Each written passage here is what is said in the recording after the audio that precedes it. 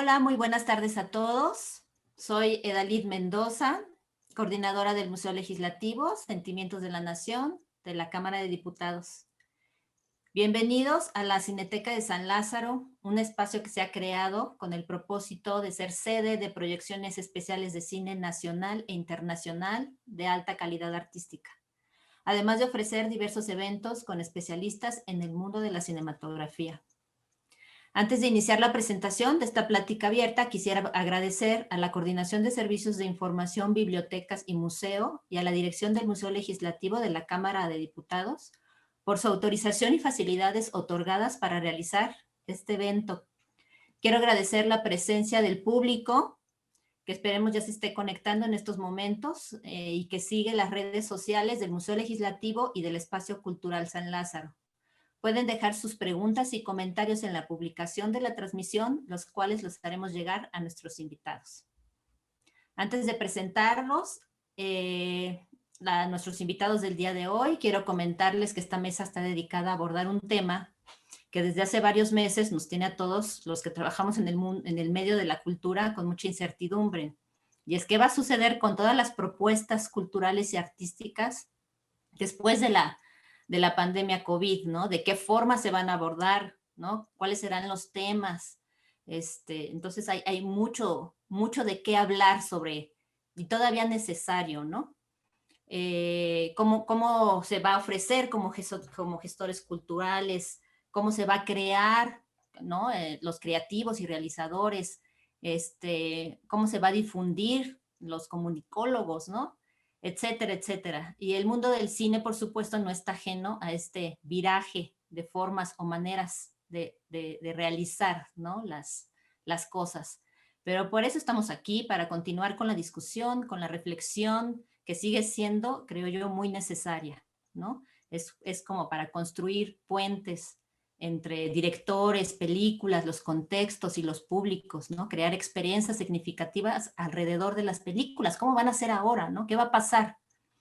Bueno, ya sin más presentación, nos sentimos felices de tener en la Cineteca de San Lázaro a nuestros invitados.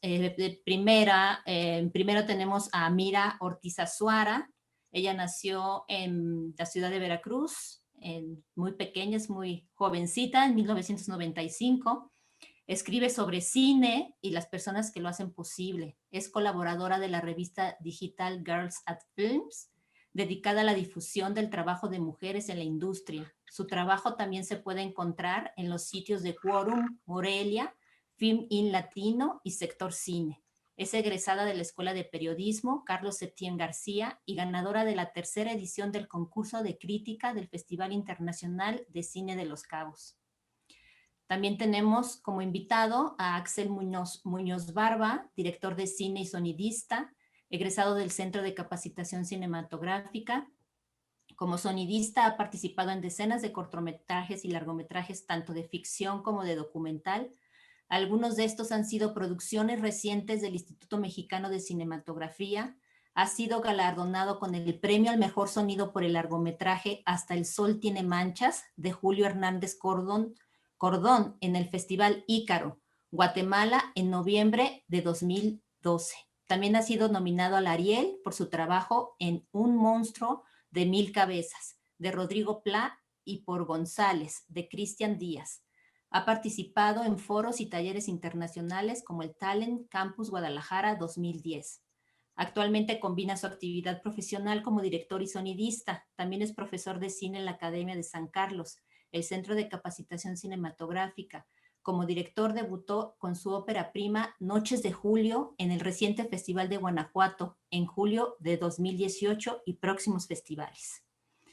Bueno, y tenemos como moderador de esta mesa a Eric Estrada. Se dedica a la crítica del cine desde 1996 con la apertura de la hoy extinta revista Cinemanía, en donde realizó entrevistas a numerosas y distintas personalidades cinematográficas mexicanas y extranjeras. Gracias a ello pudo después colaborar en medios televisivos, radiofónicos e impresos, hasta convertirse por 3 años en editor de la revista 24 por segundo. Es cofundador del proyecto Cine Garage, enfocado a la crítica cinematográfica, pero a través del cual se vinculó con el Museo del Palacio de Bellas Artes, el Museo Nacional de Arte, la Biblioteca Vasconcelos, el Centro Cultural Universitario Tlatelolco, el Instituto Goethe, diseñando, coordinando o impulsando cursos de cine, curadurías, ciclos de cine y asesorías.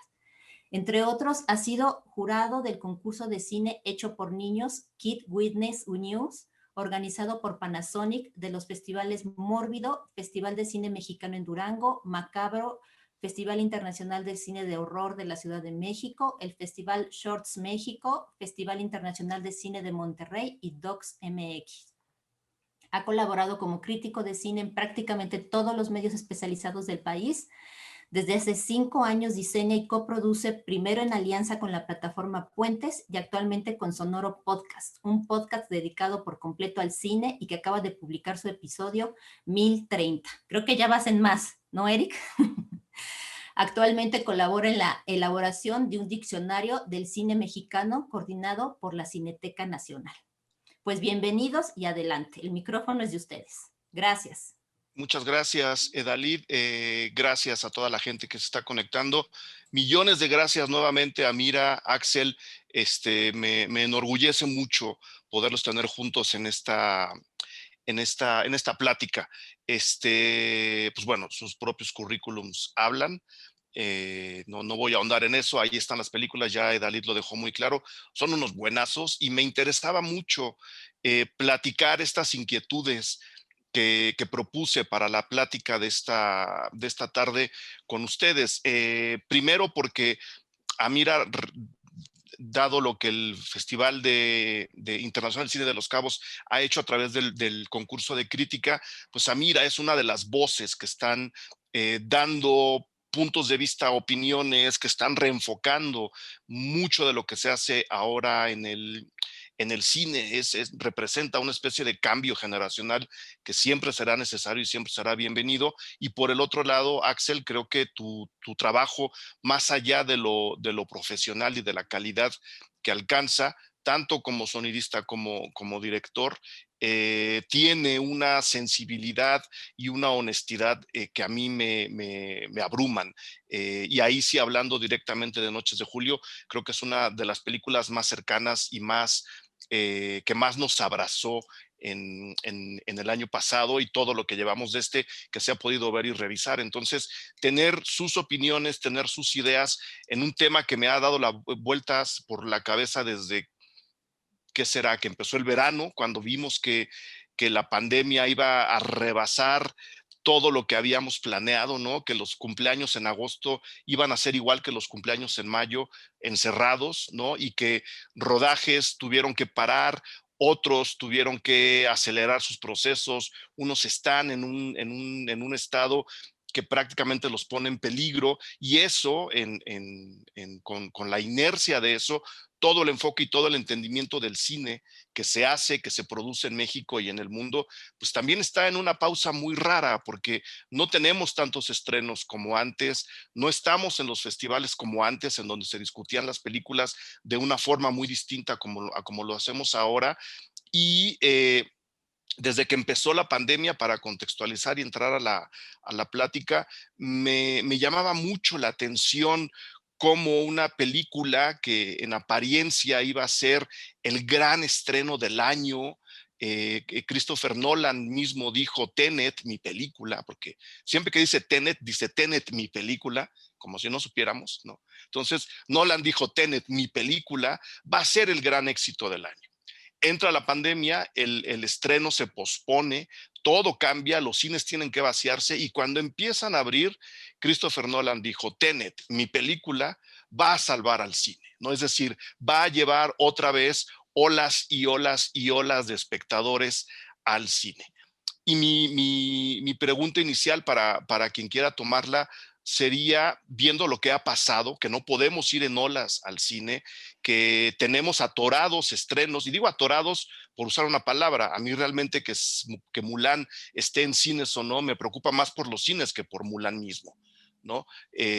Pero mi pregunta inicial sería si de verdad necesitamos o nos vamos a dar cuenta que no necesitábamos películas tan grandes, tan millonarias, tan apabullantes en cuestión de planeación financiera como Tenet? Vendrá esa primera idea de, híjole, creo que los cines o sea, tendríamos que disfrutar el cine de una forma que no sea la de ir masivamente para pagar el boleto, y que una película en la que se invirtieron 180 millones de dólares haga 360 para ser considerada exitosa. Llegará el momento en el que, como público, para empezar, se reflexione sobre eso, que a lo mejor estuvimos en una especie de limbo ultracapitalista en el cine, en donde las películas tenían que aplastar para ser tomadas en cuenta. No sé si me explico. Sí. ¿Puedo tomar la palabra? Venga, mira, por favor. Yo creo que es importante, lo planteas, hacer una distinción de principio, aprovechando un poco lo que hablaste ya en una sesión anterior con Marcela y con Sergio, hacer una distinción de que el cine no es uno, ¿no? Entonces, ya tenemos aquí a Axel, entonces podemos hablar tanto de él con su trabajo en industria, un poco como lo conocemos, y hablando de Tenet, la gran representación, ¿no?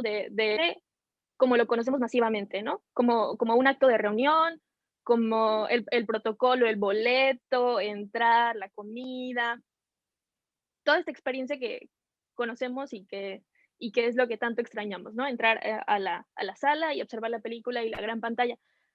Pero entonces, de repente nos pasa como gremio que tenemos muy claro que existen estas distintas caras del cine, y para el público en general no. Existe solamente esta versión de repente. Entonces creo que ese es un primer acercamiento para dimensionar las cosas, hacer una distinción de que el cine no es uno, son varios los cines, y que es aventurado y a lo mejor es de medir y un poco de adivinar qué es lo que viene, porque en realidad estos cines intimistas o que no funcionan desde una lógica comercial siempre han existido y se siguen produciendo ahorita, ¿no? Recuerdo, bueno, hace unos días, todavía hasta ayer, los cortometrajes del Festival de Morelia, ya varios traían esta temática de encierro. El propio reto de 100 horas de Docs DF, muchísimos cortometrajes ya traían esta temática, ¿no? De qué está pasando con nuestra psique en el encierro, qué está pasando con nuestra relación del cuerpo en un espacio, que creo que Axel podría dar perfectamente con Noches de Julio ahondar más como en esa exploración. Pero creo que sí, de entrada sería hacer una distinción de que son distintos tipos de cine, son distintos creadores y que los van a afectar de maneras muy diferentes. Y afectar es hablar porque estamos en una crisis, pero en realidad también tiene un poder transformador, ¿no? También depende del lente con el que lo estamos viendo. Decir afectar responde, creo, a una lógica comercial en principio, porque se está cayendo la taquilla, porque ya no se venden palomitas como se vendían antes, porque Tenet en 2 meses ha hecho 52 millones de pesos, entonces eso es terrible para Hollywood, ¿no? Y para lo que representa.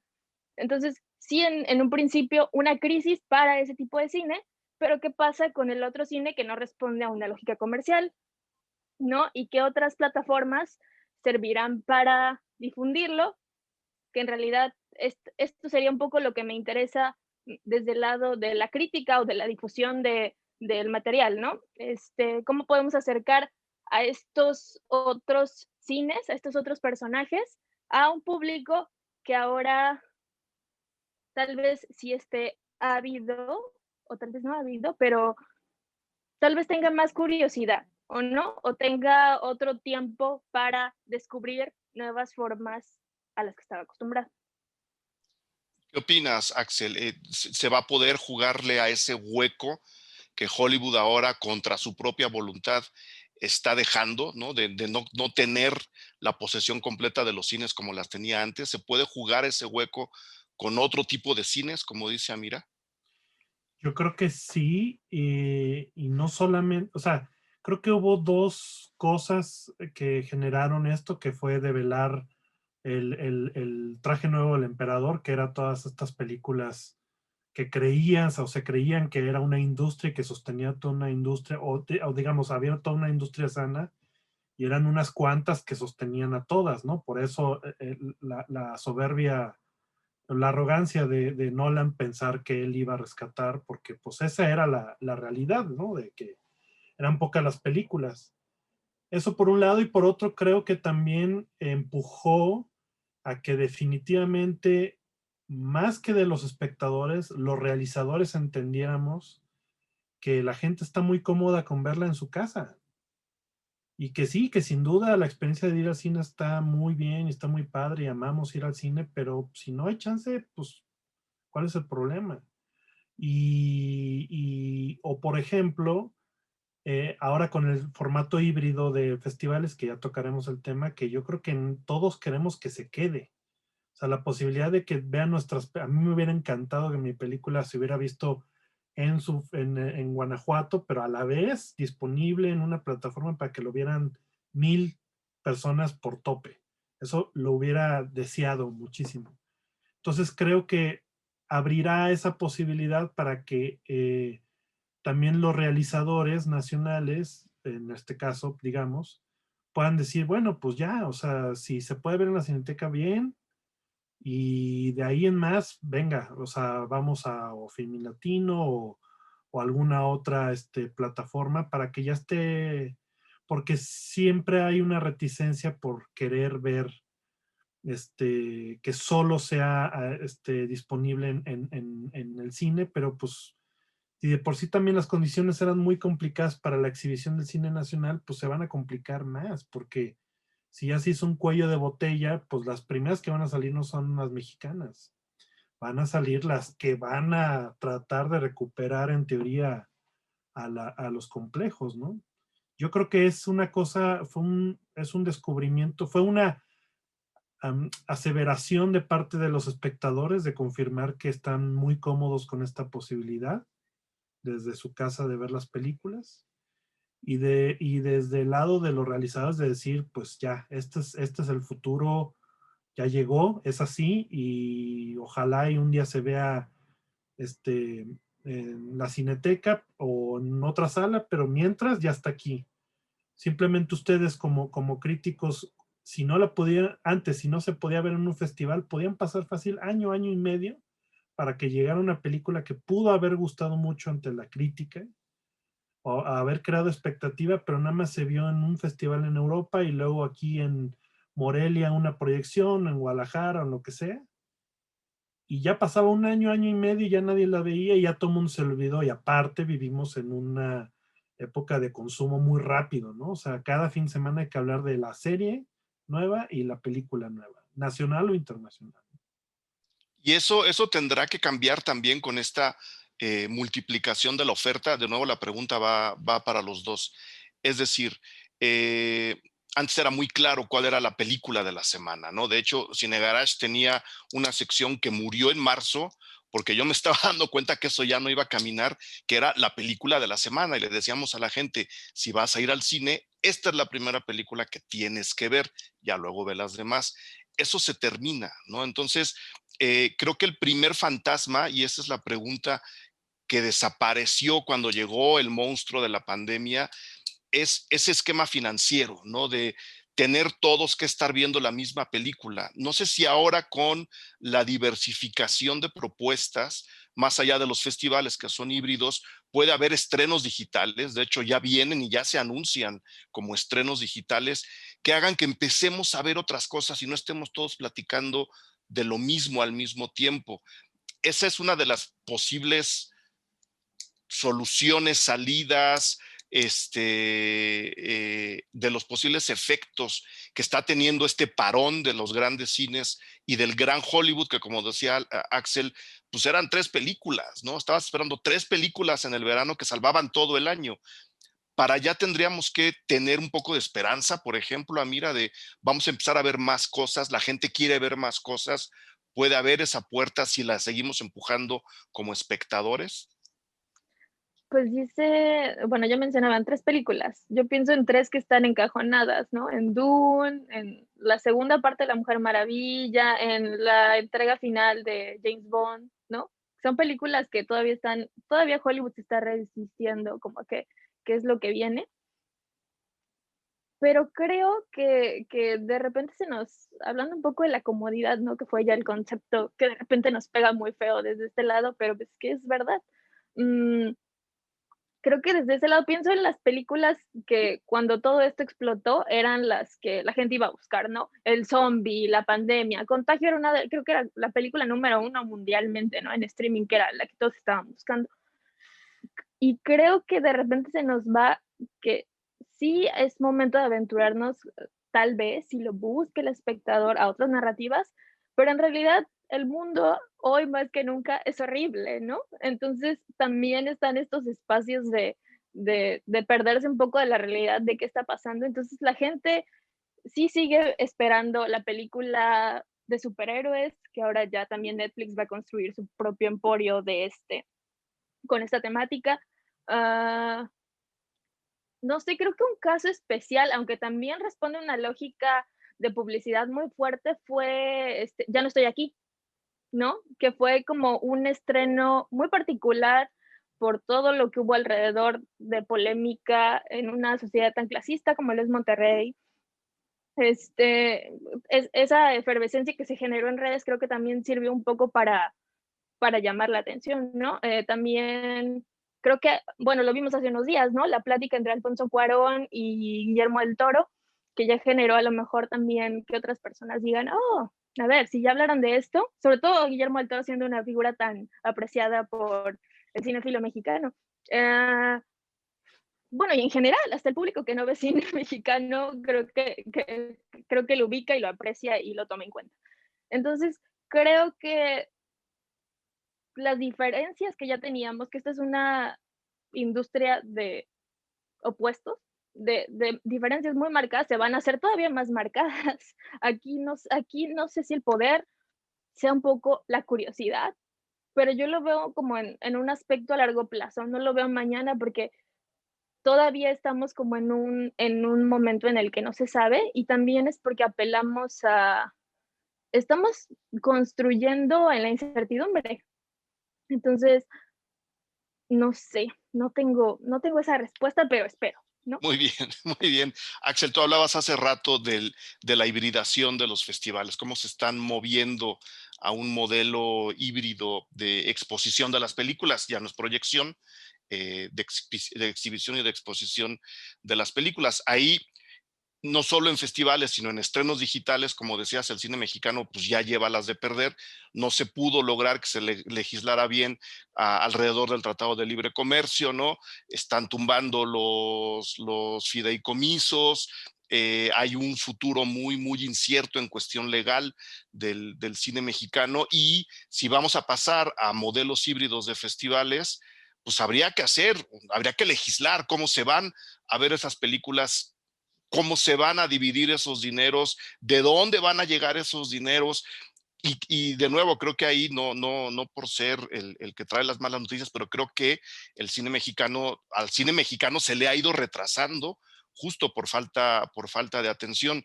¿A ti qué te interesaba platicar del modelo híbrido de los festivales? Me imagino que tiene que ver con la posibilidad de que mucha más gente que ni siquiera puede viajar pueda ver una película que se exhibe del otro lado del país. Sí, o sea, sobre todo eso concretamente que tiene que ver con, si bien no todo mundo puede acceder a una calidad de streaming, no todo mundo puede tener una posibilidad de ver alguna película, hay zonas del país donde igual la sala más cercana queda a kilómetros. Lo que es cierto es que dentro de las zonas o de las personas que sí tienen acceso, que tienen Netflix o tienen alguna otra plataforma, si les pones más a la mano una película mexicana, chance y se animan, porque yo siento que sí hay bastante gente, no sé si mucha, pero sí hay bastante gente que está abierta a esa posibilidad, pero simplemente no llegan a los lugares, ¿no? O sea, y es algo que uno no puede controlar, la tragedia de todos los que somos originarios de provincia, ¿no? O sea, mi película no se pudo exhibir en Aguascalientes, ¿no? Y para mi familia ya dicen, ¿por qué? Pues bueno, pues yo no soy dueño de las exhibidoras para llegar a decir, por favor, pongan mi película, ¿no? Entonces, pero si hubiera la posibilidad de streaming o hubiera habido en su momento, pues dices sí, o sea, la gente ya se acercaría más. Yo siento que la gente ha tenido más chance en esta pandemia de explorar más cosas y, por ejemplo, en Filmin Latino han logrado algo muy importante que es redescubrir, no ellos, sino la gente a través de ellos, redescubrir mucho cine y han aportado mucho hacia entrarle a este modelo de hibridación, ¿no? De los festivales, de apoyo a los festivales nacionales. Dicen, bueno, pues aquí te exhibo los cortos y te exhibo los largos y todo eso. Y ha dado esa posibilidad, ¿no? Que mucha gente se pueda acercar, porque sí siento que ha habido más interés de buscar algo un poco más allá.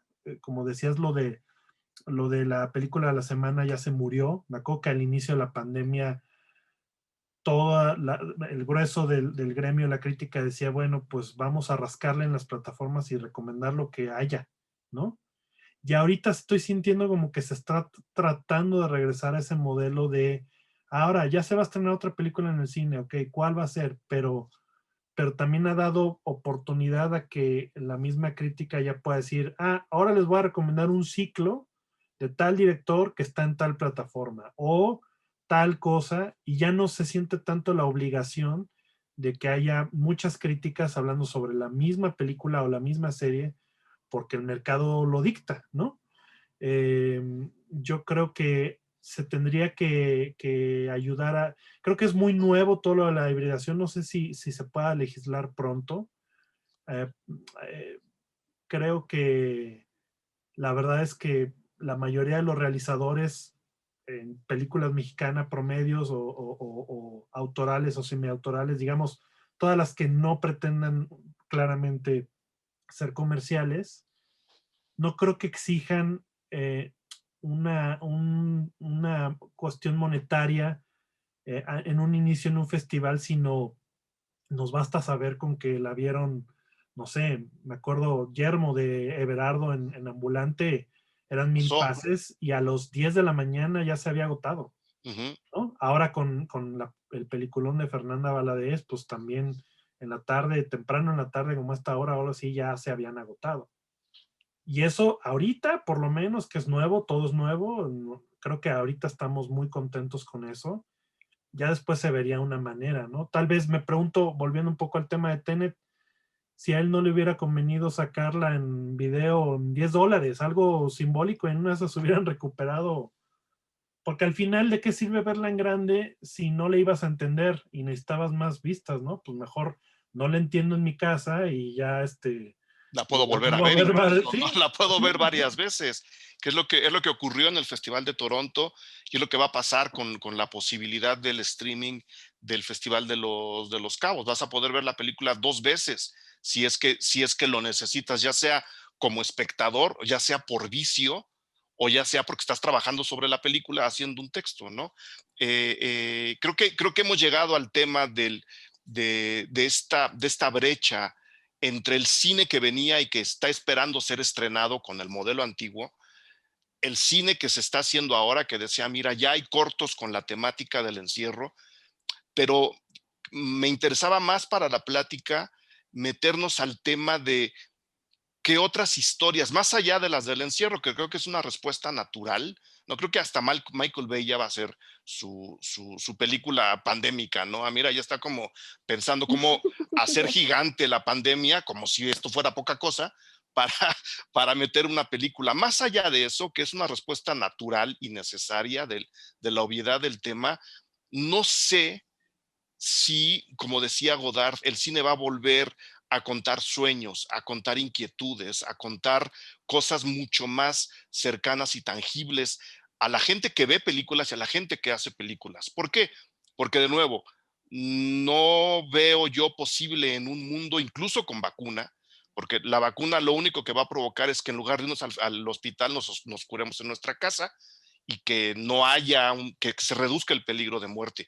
Pero eso no va a evitar que nos contagiemos, es simplemente, ¿no?, apaciguar un poco al virus. Incluso con vacuna, yo no veo a las grandes producciones moviéndose a Suecia y luego a México y luego a San Francisco para hacer una película de 1 hora 40, ¿no? Que mueve muchísima gente. Esta crisis que puede afectar a la manera como se producen las películas, cambiará los temas de las películas y en lugar de hablar de Wonder Woman, hagamos más películas como Noches de Julio. Amira, Axel. Yo creo que va a tardar un rato esta, no sé si la cachetada a Hollywood para que de verdad lo entienda, pero creo que vamos a ver la resistencia por un largo rato, o al menos, bueno, en lo inmediato, el término de año y tal vez posterior a premiaciones, ¿no? Ya sabiendo que igual el Oscar se movió a abril. Sí, porque además viene toda la inercia de lo que ya se había hecho, ¿no? Sí, que eso será interesante después de ver cómo vamos a manejar la temporada de premios desde esta perspectiva. Pero creo, se va a resistir, pero lo de que no veo superproducciones lo pongo un poco en duda. Pienso, bueno, Edgar Apanco es como el rey de los números para esto, ¿no? Síganlo en Twitter y ahí los números les darán la respuesta. Su Twitter es el Apanco. Bueno, Sí. y también, bueno, después podemos compartir ahí algunas cosas en Twitter para que lo revisen. Y hace unos días compartía un artículo que me llamó mucho la atención que hablaba de estas otras superindustrias que de repente desde el lado occidental se nos van, con China. Y entonces, si se sigue moviendo el mercado manejado en estas últimas semanas, las 5 películas más vistas del año con más espectadores les recaudaron dinero en películas asiáticas y una estreno, tengo algo así. Y entonces daba Edgar las cifras de una primera película que me parece que se llama El Sacrificio, que es un blockbuster, y que en estos 10 días de estreno tiene una recaudación mayor a la de Tenet en 2 meses en Estados Unidos. Entonces a mí ese dato, pues desde este lado me pasó, si no hubiera yo leído eso, ni en cuenta, ¿no? Entonces de repente también ver este otro lado, porque la Asia Oriental, específicamente Japón, China, Corea, son industrias que están que ya son industrias que ya no podríamos hablarlas al nivel, por ejemplo, de una mexicana, ¿no? Tal vez sí, pero con sus distancias. Pero creo que se nos está yendo que hay otros países que están controlando la pandemia de maneras muy distintas a lo que nosotros conocemos, ¿no? La mayor industria de repente se tiene como a Hollywood, que es la terrible administración y cómo le están llevando, pero se nos está yendo que existe este otro mercado que está haciendo. ¿Quién va a poder hacer este cine de gran escala? Quien controle la pandemia, quien tenga las condiciones para seguir produciendo. ¿Qué va a pasar del otro lado? Van a seguir pasando cosas como el Batman de Matt Reeves, ¿no? Robert Pattinson con COVID, las producciones deteniéndose semana tras semana mientras estos países no puedan controlar cosas mínimas en sus procesos, ¿no? Por otro lado, yo creo que quien ya hace otro cine, quien ya piensa las narrativas de una forma distinta, pues obviamente este es un tiempo para imaginar, es un tiempo para pensar en nuestros alcances, ¿no? En qué relación tenemos con el mundo. El, las vanguardias más importantes en el arte han surgido de las crisis.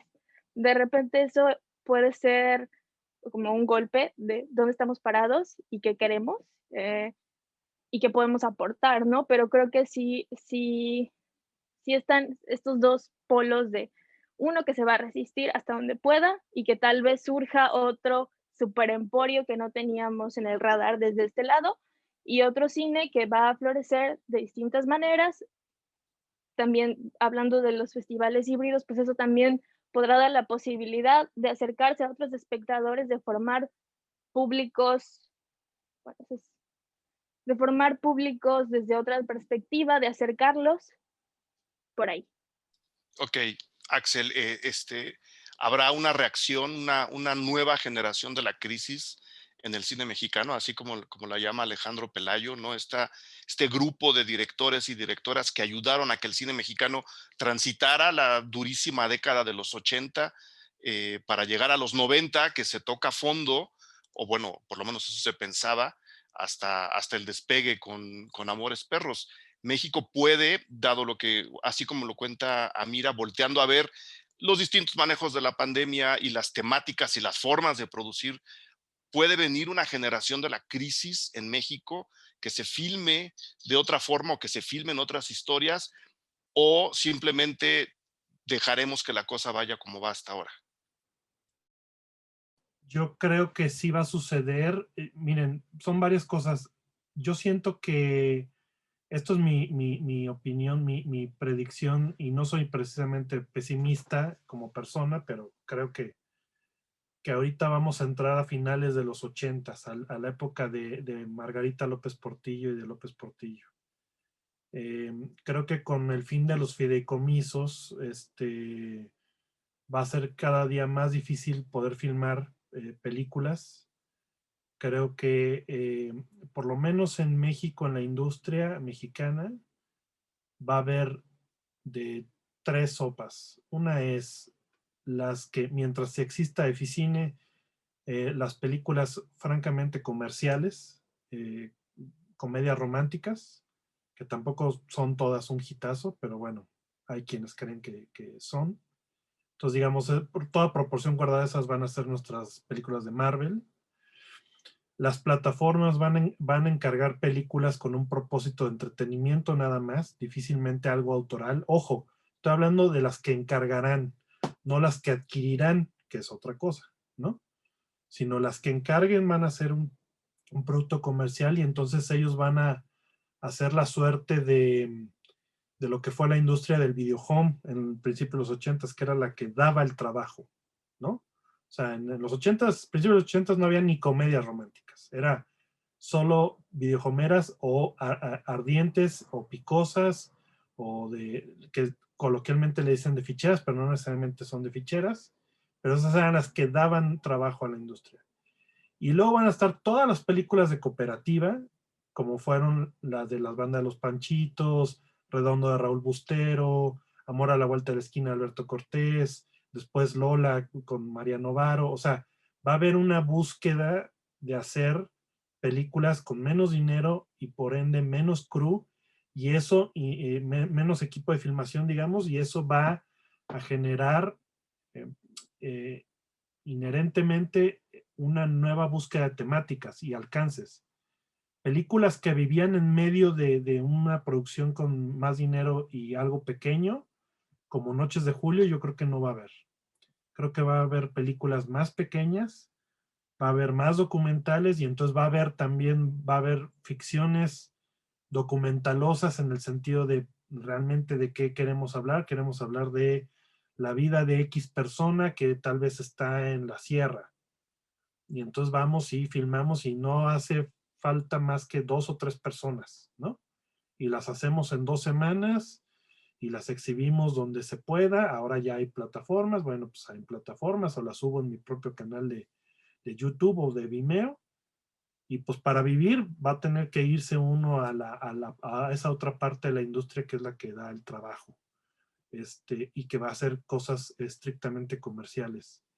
Yo creo que la gente, me he estado acordando mucho estos días de hace 20 años, a propósito de lo de Amores Perros, allá en Aguascalientes. Me acuerdo que a mí me fascinó mucho la película, la vi 2 veces en el cine, me acuerdo, estaba impresionado, y cuando la llegaba a platicar con gente de acá de la Ciudad de México, me decían, no me interesa porque el último que quiero ver es de secuestros, de robos, de tensión. Obviamente, como yo no vivía acá, pues yo decía, pero ¿cómo, no? Ya yo lo que quiero es un escape. Entonces, la gente lo que va a querer, siento también, va a querer un escape de la pandemia. La pandemia la va a tocar bien, y de alguna manera los documentales, como siempre, pero la ficción creo que la gente va a demandar un escape, y es de entonces donde puede resurgir tal vez películas francamente más. Se me viene a la mente lo que hizo Vittorio De Sica con Milagro en Milán, ¿no? O sea, que ya hablé suficiente de la Segunda Guerra y de los horrores de la Segunda Guerra de una manera melodramática, pero ¿qué pasa si hago esta película, ¿no?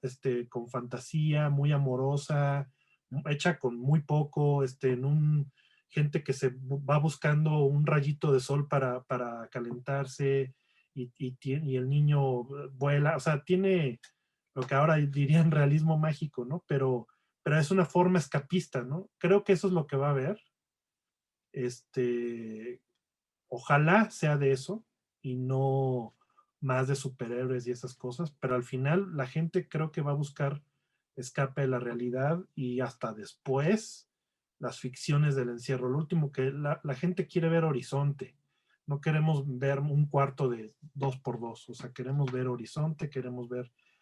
Por eso, por ejemplo, no solamente porque es bellísima, pero La Sembradora, ¿no? O películas como La Sembradora o Titiche, pues dan justo eso, o sea, ves un horizonte, ves otras cosas, te sacaba en los momentos más difíciles del encierro, por ejemplo, ¿no? Entonces, yo creo que va por ahí. Pues ojalá, porque digo, ahora te paso la palabra, mira, pero a mí me sorprendió, por ejemplo, ahora que hablabas del escapismo que necesariamente se va a buscar, ¿no? Está bien ver películas para escapar, es parte de la idea de ver una película, la que sea, pero, y ya mencionamos enseñas particulares. A mí me sigue sorprendiendo que siendo una película tan dura, de un problema tan real, tan presente, tan cotidiano, la película haya sido consumida con tanta avidez en el Festival de Morelia. Y para mí, y lo platicaba yo con Sergio Huidobro, es una película que ya está en este proceso de transformación, de no hagamos una, ¿sabes? No quiero filmar Roma, quiero filmar esta historia, tengo que reducir todo al mínimo, pero eso no impide que la calidad técnica y artística de la película esté muy arriba. Nomás quería poner eso ahí. El escape será y tendremos comedias románticas, unas mejores que otras, otras peores que muchas, pero creo que el escapismo también puede ir para allá, como decía Axel. No sé qué opinas, Amira.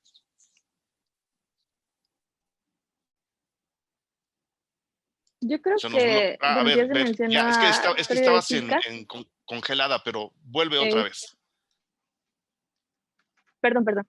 Sí, ya se mencionó ahí un director del neorrealismo italiano, ¿no? Y ahí creo que un aspecto que conectó con ese público que ya estaba habituado a una industria fue la representación, porque de repente el ciudadano común se vio en el cine, ¿no?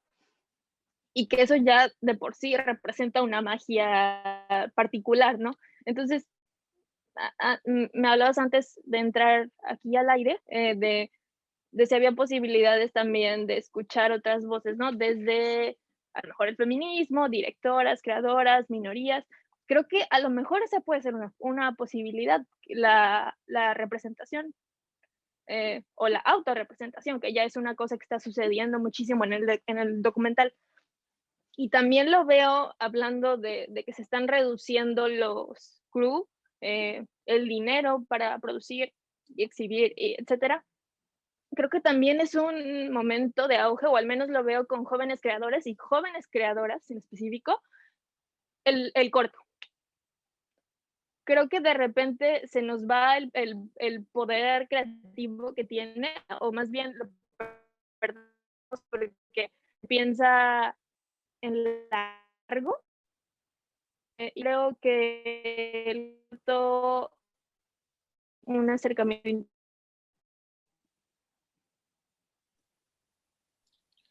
Ahí. Se nos frició, ¿verdad? Otra vez, ¿Se Amira. escucha? Ahora ya te No. escuchamos. A ver, sigue.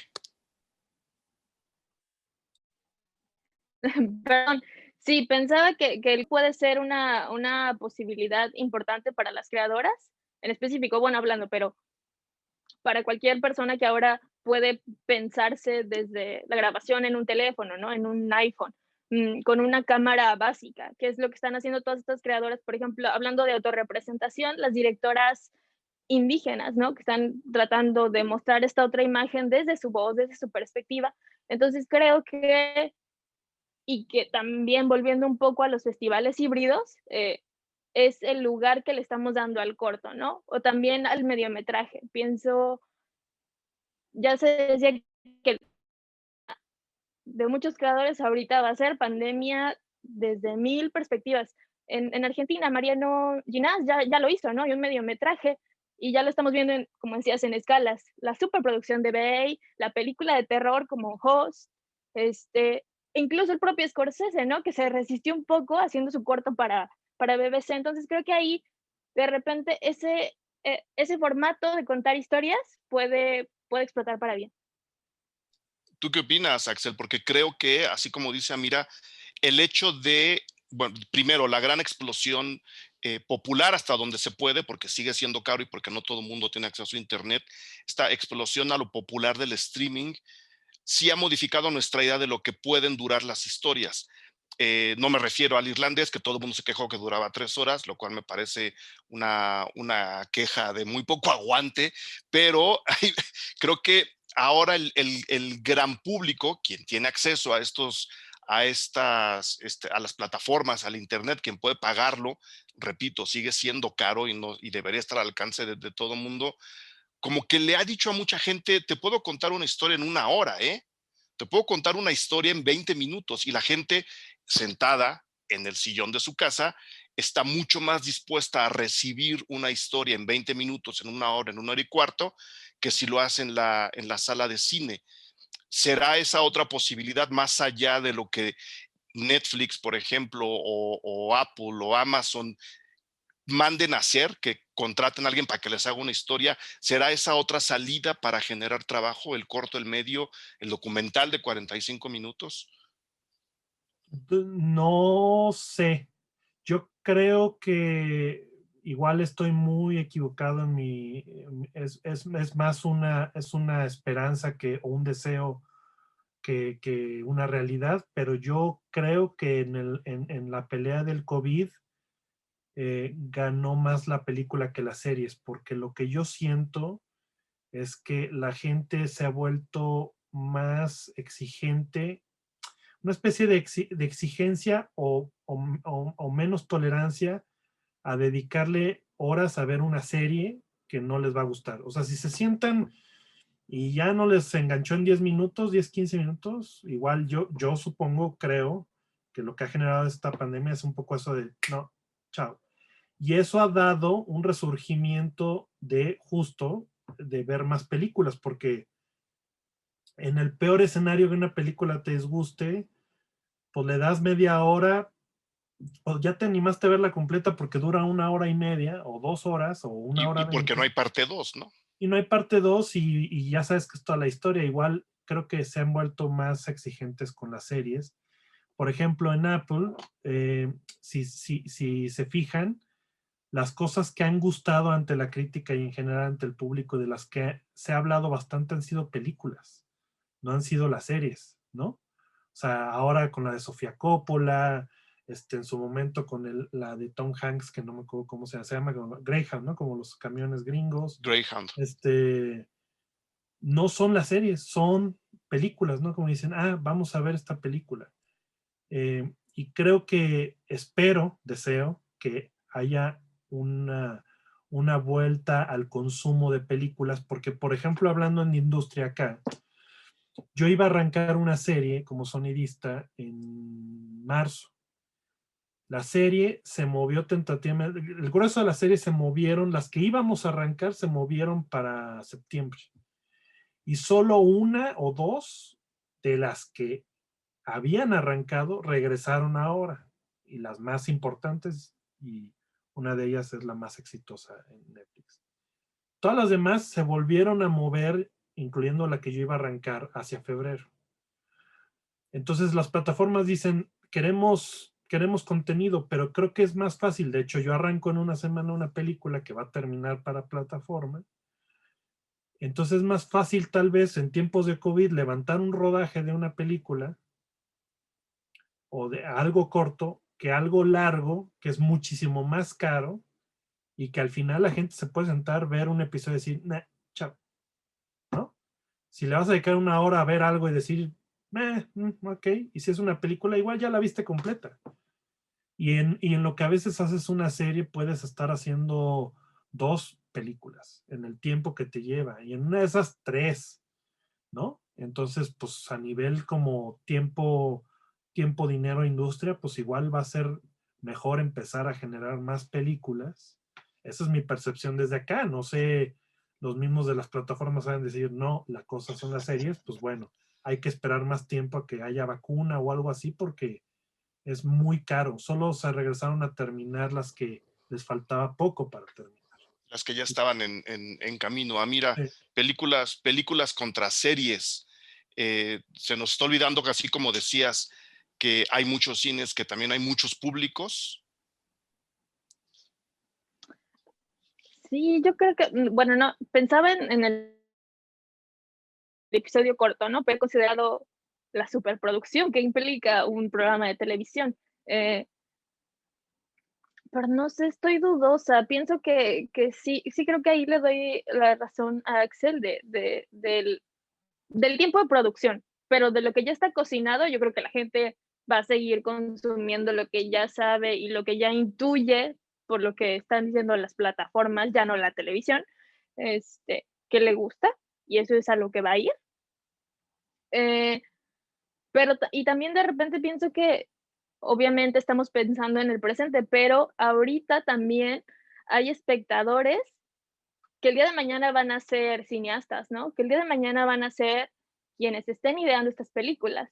Entonces, hace poco, en este, voy a dejar ahí el tema, a ver, eh, en este periodo de confinamiento hemos visto muchísimo video breve, hablo específicamente de TikTok, hablando desde acá, generación millennial Gen Z, que son videos muy breves y que de repente la gente se está diciendo, mira, esta persona adolescente, jovencísima, con un teléfono está haciendo cosas visualmente interesantes, ¿no? O al menos me entretiene, me mantiene ahí, ¿no?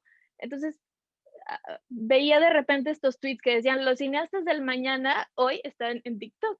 Entonces, creo que se nos está ahí también nosotros como espectadores, ya como los que estamos aquí, pero también hay otra parte de quién se está formando y de cómo le va a transformar o al menos dar las condiciones de desarrollo. Y que esto nos dice algo, la imaginación no se ha acabado, ¿no? Y mientras no se acabe la imaginación, no se va a acabar el cine y las maneras de contar. Entonces creo que ahí hay una luz de esperanza o al menos un poco de atención de qué también se puede crear en estos tiempos, que también es pensar la lógica de que las nuevas generaciones están acostumbradas a la inmediatez. Entonces, no sé también cuál sea el futuro de la televisión a largo plazo, seriada, de 24 capítulos a una de 5, de 10, con estas generaciones, ¿no? Entonces, que ya difieren, por ejemplo, de lo que yo pienso. Entonces, creo que ahí también podría ser un foco de atención. Una ramificación. Ya mencionamos al neorrealismo italiano, Axel, y Amira nos da esta otra visión de la gente que está viendo ahora la propuesta que sea, ¿no? En China, en Japón o en México, la gente que está educando el ojo con clásicos o con películas contemporáneas en su casa, pues va a tener historias que contar dentro de muy poco.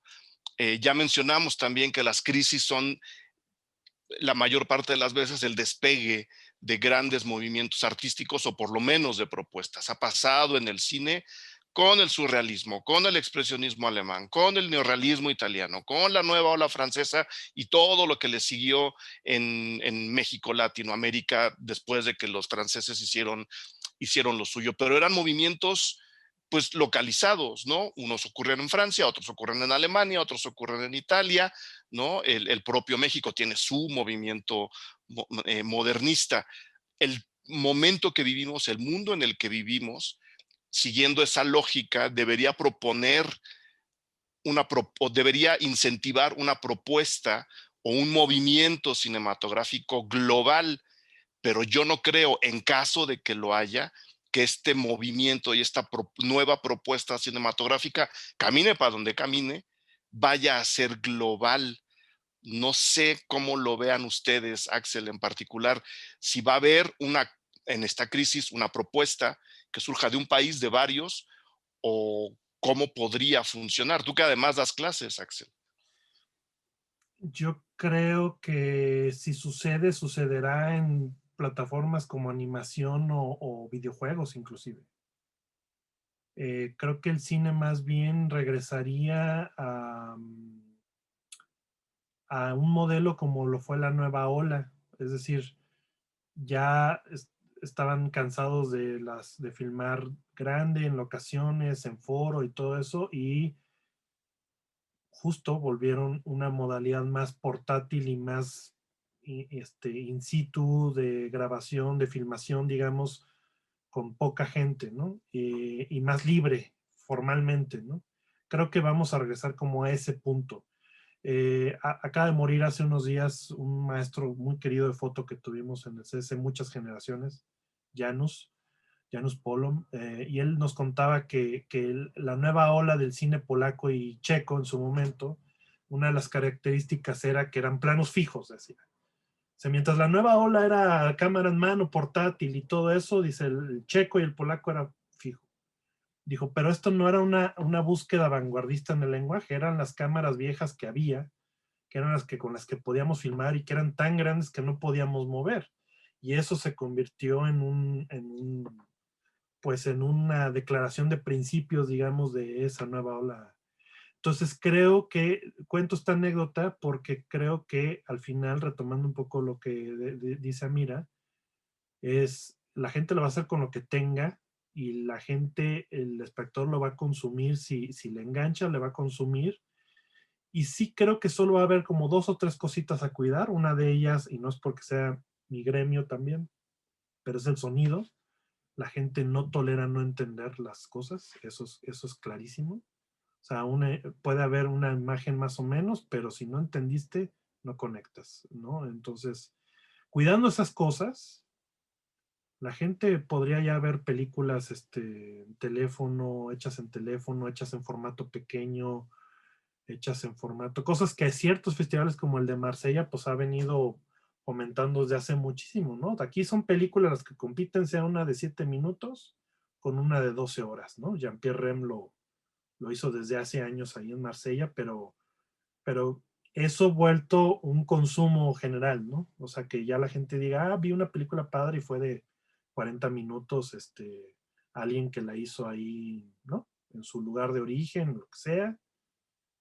Y creo que va a haber más apertura a ese consumo, a ese modelo de consumo, pero no necesariamente una declaración de principios como lo fueron las Nueva Ola o después el Dogma, ¿no? O sea, porque no ha habido un nuevo formato tecnológico de captura de que haya revolucionado nada últimamente.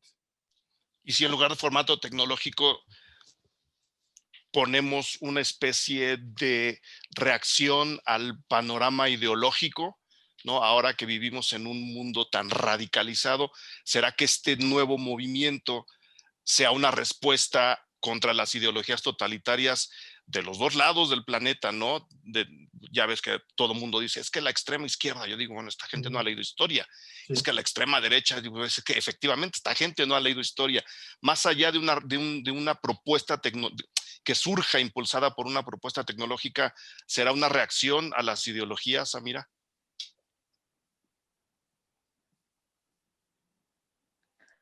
Creo que conjugando un poco de todo lo que hemos hablado, pienso en un corto hecho por Dominga Sotomayor y Carla Simón.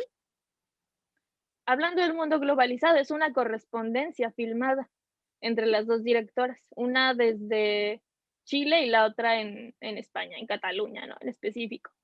Y en realidad es un formato que empieza desde lo intimista, ¿no? Una inquietud de ellas como hijas, como posibles. Me parece que una ya es madre. Y contando anécdotas de maternidad y lo que significa ser mujer en sus familias. Pero se cruzan los eventos políticos, ¿no? Y entonces Dominga se topa con la situación que hay en Chile, esta nueva ola feminista, este levantamiento verde, ¿no? Y entonces se cruza con su historia íntima y sale a la calle, ¿no? Y esto fue pre-pandemia y se estrenó en un festival híbrido, ¿no?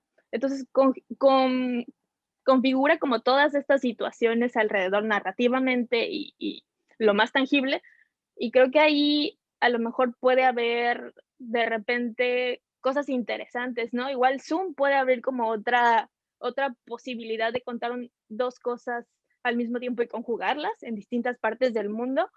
Eh, hay ejercicios incluso, no sé si entren a lo que entendemos como cine, pero de cosas que están sucediendo en vivo y que se configuran al mismo tiempo.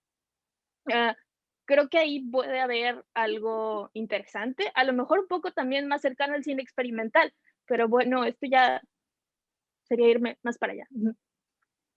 Yo creo que estaba pensando también en eso así de, bueno, si hubiera una búsqueda de cómo rebotar ideológicamente todo de parte de quienes lo hagan, yo creo que sería algo muy, como un poco lo que fue la reacción de los musicales en Estados Unidos ante la Segunda Guerra, ¿no? Como el extremo opuesto, y por ahí de repente metían sus cuestiones ideológicas algunos de ellos o no, ¿no? O el neorrealismo, o sea, igual va a haber una cosa así de conciencia social, o sea, es que si esto no había pasado en 100 años y no es de que, no sé, de que quebró una cadena de exhibidores y entonces ya nadie tiene que exhibir, estamos hablando de una tragedia real que está trastocando la vida de muchas personas y yo creo que solo equiparable el neorrealismo para mí o el cine despuesito de la Primera Guerra, pero pues, El expresionismo, sí, el expresionismo. porque, Como buscar, porque, ¿sí?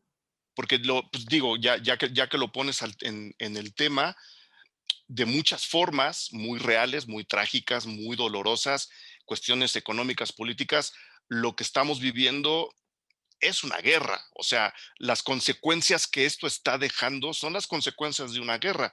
Crisis económica, crisis ideológica, crisis política, por supuesto, miles y miles y miles de personas que murieron por algo que llegó sin que nadie lo quisiera.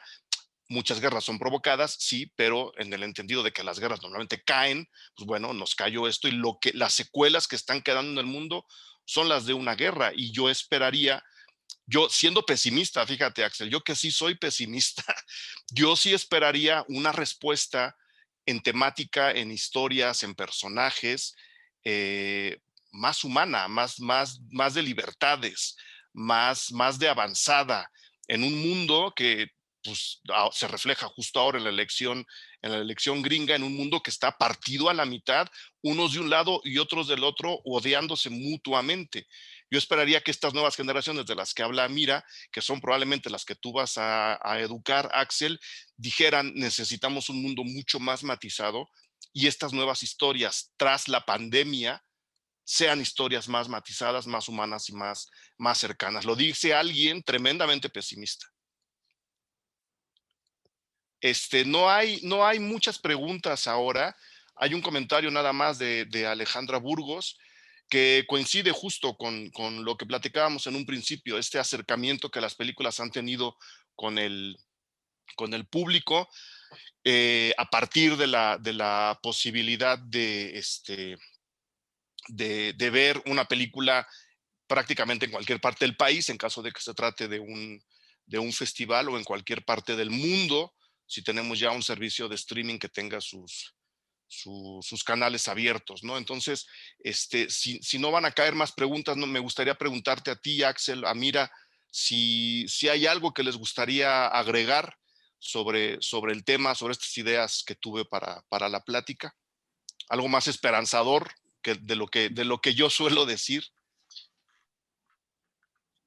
Bueno, en lo inmediato a mí me entusiasma el formato híbrido de los festivales, un primer acercamiento, que digo yo, mi primer acercamiento con esto fue el año pasado apenas, y, y queriendo experimentarlo todo vino esto. Entonces, pero habría otra posibilidad, ¿no? De que tal vez yo lo pueda comentar con alguien de provincia y esa misma persona pueda ir y verlo y descubrirlo. Eso me entusiasma. También creo que todo proceso de crisis es también transformación, ¿no? Y eso implica cambios, y pueden ser dolorosos, y pueden ser mortificantes y angustiosos, pero son una oportunidad de restablecer cosas con las que ya no queremos lidiar, ¿no? Sea narrativa o sea de industria. Y creo que eso le da oportunidad a la gente que ya lo estaba haciendo, que ya lo estaba pensando, y también de alguna manera es un tiempo de politizar. Entonces también creo que ahí puede haber algo interesante. Ok, antes de seguir, resulta que las preguntas están en el WhatsApp. Si hay algunos comentarios, ¡Ah! felicitaciones a ambos de entrada, tanto para Axel como para Mira, que tiene un gran club de admiradoras y de admiradores. Flor dice, ¿el cine europeo estará dispuesto a innovar sus narrativas para crear contenido a partir de esta pandemia? Pues ya más o menos lo platicamos, ¿no? O sea, sí, los modelos de producción acabarán delimitando un poco, o por lo menos llevándonos a otro tipo de temáticas. Marta dice, ¿por qué no sacar el documental Las tres muertes de Marisela Escobedo en cine y sacarlo en plataforma digital Netflix? Pues bueno, son cuestiones de negocios, ¿no? Ellos son ahorita los dueños de eso. Karina Solórzano, más que pensar en las vanguardias, creo que Amira tiene un buen punto cuando comentan la transformación de los formatos en el cine experimental, en la correspondencia en los cortos con su duración, y es un cambio que ya está ocurriendo. Sí, muchos de los cambios que queremos, unos más deseables que otros, pues ya están ocurriendo. Esos son los comentarios. Nomás no voy a leer todos los nombres, pero Axel, Amira tienen muchos aplausos por ahí en las notas. Y pues bueno, si ya no hay nada que agregar, creo que podríamos dar por terminada esta plática. Axel, mil gracias por la oportunidad de platicar contigo, por acercarte hacia nosotros y participar en esta mesa. Amira, mil gracias. Ves que tus nervios no tenían fundamento. Eres una buena, y con eso creo que aquí queda demostrado. Mil gracias por la plática, y pues nos encontraremos pronto. Gracias por la invitación y un placer la charla. Seguirá Gracias por el en algún espacio. momento. No, gracias a ti, Amira. Edalith. Sí, muchas gracias por la plática, muy interesante, ¿no? De pues las expectativas que se tienen, ¿no? Sobre lo que va a suceder. Los estaba escuchando y bueno, les quería platicar que yo estoy en estos momentos tomando un taller sobre cineclubismo y bueno, que también nosotros como gestores, ¿no?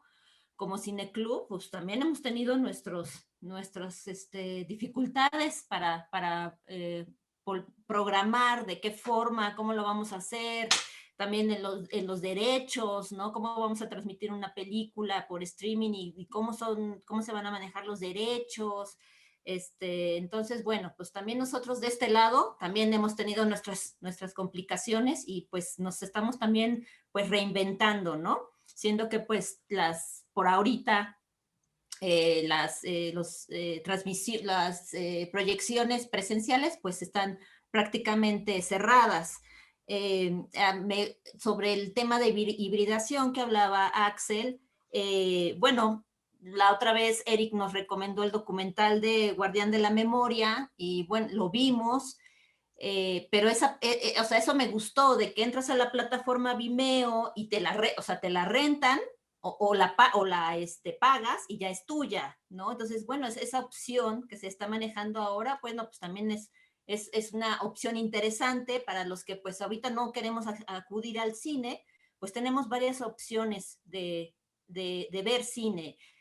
Entiendo y estoy de acuerdo con Axel de que hablaba sobre la accesibilidad, ¿no? ¿Qué va a pasar con esas personas que pues no tienen pues un equipo de cómputo, no tienen Netflix, no hay forma de pagar una película y de verla de forma virtual? Pero bueno, pues en este taller que estoy tomando de cineclubismo, pues hay un chorro de cineclubs. Había uno que está en Zipolite, en Oaxaca, ¿no? Y entonces que llega a cierta comunidad. Entonces, ver la forma, legislar, ¿no? Ver la forma de apoyar a estos cineclubs, ¿no? que se abren en lugares muy remotos, sin muchas posibilidades, pero pues que tienen muchas ganas de transmitir, de compartir, de ser como mediadores, ¿no? En el mundo del cine, para que pues, a más gente llegue este arte, ¿no? Entonces, bueno, pues eso se quería comentar. También otro punto rapidísimo, que es sobre, no sé, al principio fue un boom, todo esos eventos virtuales y pláticas y conversatorios, y yo creo que todo el mundo nos acercábamos a ver y a consumir, ¿no? Estos eventos. Ahora ya siento como que ya la gente se está resistiendo, ¿no? Otra vez, o sea, es eso, será una resistencia, ¿no? Para consumir, o sea, como que ya extrañamos lo presencial, ¿no? O sea, al principio fue como novedad, ¿no? Así, vamos, oh, mire, se están transmitiendo esta película, está esta charla, va a estar fulanito en la charla, vamos a verlo. Ahorita ya como que esa emoción que en un momento surgió a partir de la pandemia, pues ahorita ha bajado, ¿no? Yo siento, porque nos resistimos a consumir nada más lo virtual, ¿no? Sino ya estamos extrañando lo presencial. Y bueno, eso era lo único que quería comentar. Disculpen, estoy escuchando y me surgen las ideas, pero no los quiero interrumpir porque pues ustedes son los especialistas, pero bueno, solamente quería agregar esta parte. Y bueno, como sabemos, Eric, se viene un terremoto, ¿no? Más bien esto de la pandemia fue un terremoto, y pues queríamos presentar el nuevo curso que va a impartir Eric, aquí en la Cineteca de San Lázaro. Martita, si me puedes hacer el favor de compartir la postal. Es el nuevo curso que va a iniciar el 18 de noviembre y se llama, ahorita que Martita nos comparta, todavía no lo logro ver, Los terremotos en la cinematografía, me parece. Bueno, todavía no lo veo. Pero Terremotos bueno, cinematográficos le habíamos puesto, ¿no? Ahí exactamente, está. terremotos cinematográficos de su origen a finales del siglo XX. Entonces, inicia el 18 de noviembre y es totalmente gratuito, son 9 sesiones de 2 horas, y ahora para las inscripciones hay un link, ¿no? Donde tú entras a ese link y llenas el formato de solicitud de inscripción. Hasta que no se te confirma tu solicitud de inscripción, es que se te dan los datos para el acceso al curso. Entonces, Eric, no sé si nos podrías platicar un poco de qué va a tratar este curso. Pues es un poco lo que veníamos platicando en la mesa. Estas crisis que han ocurrido en la historia de la humanidad, guerras primordialmente, o cambios de generación, como ocurre con la nueva ola, a los cuales ha habido una respuesta desde el punto de vista del cine, de cómo se cuentan las historias, qué historias se cuentan, cómo se hacen y qué es lo que el cine responde a grandes crisis como la Primera Guerra, en el caso del expresionismo alemán, a la Segunda Guerra, como en el caso del neorrealismo italiano. Entonces vamos a ir desde los orígenes, ¿no? el nacimiento del cine, y el primer gran cambio, que es pasar del espectáculo tecnológico, que era ver a la máquina funcionar, y empezar a ver y a dialogar con las películas, hasta toda una serie de reacciones que se han convertido en movimientos cinematográficos. Vamos a llegar a finales del siglo XX, porque no nos da tiempo y porque hay que escuchar todas las voces que se inscriban, pero es eso, es un repaso sociológico, histórico del cine desde sus orígenes hasta que el siglo XX termina. Directores y directoras, ¿no? Para tratar de abarcar lo que se debe de abarcar, que es la historia en el mayor aspecto posible. Por ahí vamos a caminar en el curso. Pues muchas gracias, Eric, y muchas gracias a Axel y a Mira por aceptar la invitación de esta mesa. Seguimos discutiendo y reflexionando sobre estos temas. Yo creo que la pandemia pues todavía nos va a dar de qué hablar, y pues nada, más que agradecerles, y esperamos sus solicitudes de inscripción para este curso. Y pues me queda más que desearles buenas noches y gracias por estar en la Cineteca de San Lázaro. Buenas Gracias. noches. Gracias, hasta Gracias. luego. Gracias. Buenas noches.